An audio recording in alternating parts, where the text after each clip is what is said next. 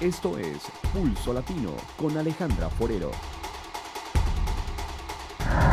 Gracias por continuar en sintonía de Pulso Latino. Recientemente el cantante de bachata Prince Royce entregó un concierto especial al colegio ganador, el cual fue el Philomena College. Desde temprano los alumnos y padres estuvieron presentes esperando a su ídolo de la bachata. En este concierto, las jovencitas disfrutaron de sus grandes éxitos.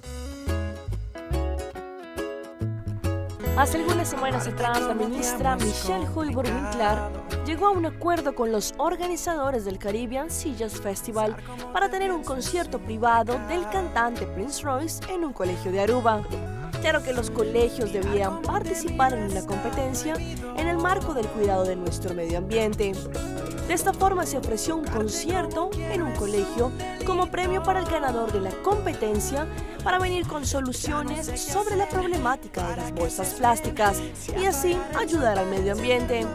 El Philomena College resultó el ganador absoluto de esta competencia y como tal recibieron un gran concierto privado en su colegio. El viernes pasado, aunque no había colegio, una gran cantidad de estudiantes y padres se presentaron en horas del mediodía para de esta forma tener un acceso a un mini concierto acústico en el cual el cantante de bachata Prince Royce cantó sus grandes éxitos más conocidos. Aparte de esto, se tomó fotos con los estudiantes, firmó autógrafos y así ellos estuvieron muy contentos de poder presenciar al grande de la bachata Prince Royce en sus colegios.